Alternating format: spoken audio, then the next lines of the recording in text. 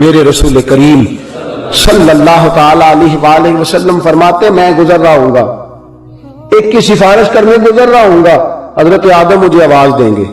حضرت آدم اللہ کے نبی ہے نا، وہ ڈائریکٹ بھی رب کریم کی بارگاہ میں عرض کرے تو مالک ان کی بات کو سنتا ہے، ان کی دعاؤں کو مستجاب فرماتا ہے۔ لیکن حضرت آدم علیہ السلام ڈائریکٹ نہیں کہتے، وہ بھی وسیلے کے قائل ہیں، حاضر ہوتے ہیں، عرض کرتے ہیں یا رسول اللہ صلی اللہ علیہ وسلم حضور ذرا میری طرف توجہ پہلے فرمائیے گا۔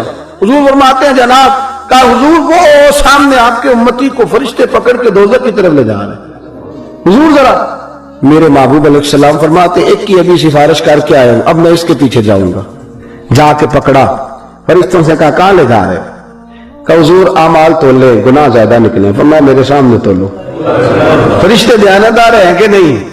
بولے ہیں نا میرے فرشتے ہیں، سیانے ہیں، ان کو پتہ ہے کہ یہ محبوب نہیں بول رہے، ان کے لبوں کے پیچھے طاقت رب کریم کی باتیں کر رہی ہے۔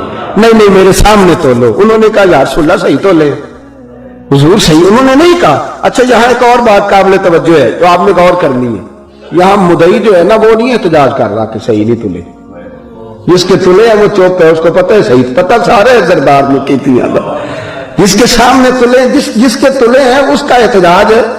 یہ پوری حدیث امام راضی لائے ہیں تفسیر کبیر، اس کا کوئی احتجاج نہیں، اس کے تو تول گئے، وہ تو مان گیا، اس نے سزا قبول کر لی، دولت کی طرف جا رہا ہے، اس کو پتہ ہے کہ یہ من آنم کے من دانم، وہ تیار ہے۔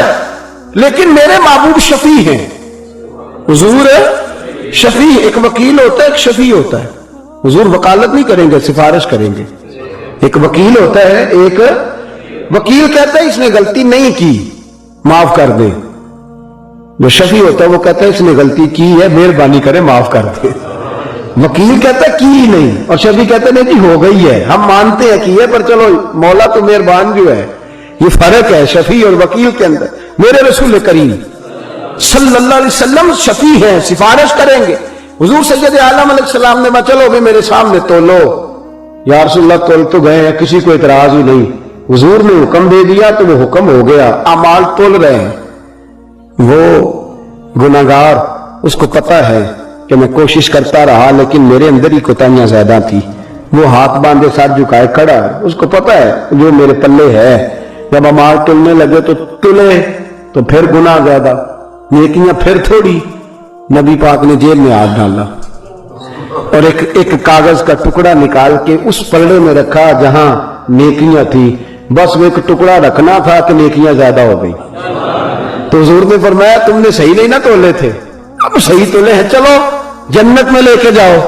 فرشتے نہیں بولے، نہ انہیں پتہ ہے کہ یہ محبوب دو عالم ہے، یہ محبوب رب کریم ہے، وہ نہیں بولے، چپ ہے، ٹھیک ہے جی، جانے لگے، کوئی نہیں بولا، وہ گناہگار ہی بول اٹھا، وہی بول اٹھا۔ اس نے اتنا نوازا کہ پھر مجھ سے سنبھالا نہ گیا، وہ خود ہی بول اٹھا، کہنے لگا محبوبہ میں تو نافرمان، سنت سے دور، شریعت سے دور، تیرے حکم سے دور۔ یا رسول اللہ میں اس قابل کہاں تتی توڑے تھکڑے کھاندڑیاں، میں تیرے نام تو مفت بھی کاند، میں تیرے باندڑے آندھی بھی باندڑیاں، محبوبہ میں تو دور رہا، اور یہ انداز کریمانہ میری کون سی ادا پسند آئی؟ تو حبیب نے فرمایا تو بھول گیا تو میں تو نہیں نہ بھولا، تمہارا کام ہے تم بھول جاتے ہو پر میں تو نہیں نہ بھولا۔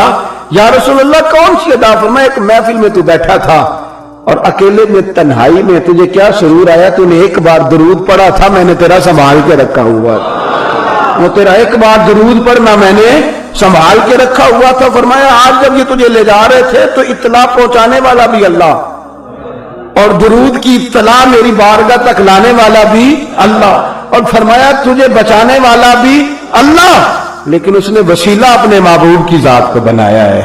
پورے میدان محشر کے اندر، پورے میدان محشر میں رسول پاک جائیں گے، نبی پاک کی اٹھیں گے، نبی پاک کی سفارشیں کریں گے، رسول پاک کی سفارشیں قبول کی جائیں گی، نبی کریم صلی اللہ تعالی علیہ وآلہ وسلم کی سفارش ہی قبول کی جائے گی۔ اعلیٰ حضرت فاضل بریلوی نے ایک مقام پہ لکھا ہے، فرمایا جب فیصلے ہو جائیں گے نا، اور جب جنتی جنت میں چلے جائیں گے اور جہنمی جہنم میں چلے جائیں گے، فرمایا ایک سفارش میرے نبی پاک اور فرمائیں گے، ایک سفارش رسول پاک اور فرمائیں گے، کہیں گے مولا اور ایک دعا حضور اور کریں گے, کہیں گے مولا اگر تو مجھے منع نہ کرتا تو میں تو آج کافروں کی بھی سفارش کر دیتا, تو نے منع کر. یہ دعا میرے محبوب کی زبان سے نکلے گی کہ مولا تو گر روکتا نہ اور مجھے منع نہ. عبداللہ بن ابی سلول منافق تھا, بلکہ رئیس المنافقین تھا, مر گیا. اس کے بیٹے نے کہا حضور اپنا کرتا دے دیں, میرے باپ کے کفن کے لیے حضور نے دے دیا. نبی پاک کو پتہ ہے, سارے صحابہ کو پتہ ہے منافق ہے. پھر کہا حضور جنازہ پڑھا دیں. فرمایا چلو میں پڑھا دیتا ہوں. جنازہ پڑھانے چلے تو حضرت عمر نے کہا حضور آپ کو پتہ نہیں منافق ہے؟ فرمایا زمانہ جانتا ہے منافق ہے, مجھے بھی پتہ ہے. تو کہا یا رسول اللہ آپ کیوں جا رہے ہیں؟ فرمایا عمر اگر میرے کہنے پر اللہ نے اسے معاف کر دیا تو میں 70 بار بھی کہنے کو تیار ہوں. میں اللہ کی مخلوق سے پیار کرتا ہوں, اگر میرے کہنے پر رب نے بخشا تو میں 70 بار. اور کہا جب تک اللہ نہیں منع کرے گا میں اس کی بخشش کی دعا کرتا ہی رہوں گا.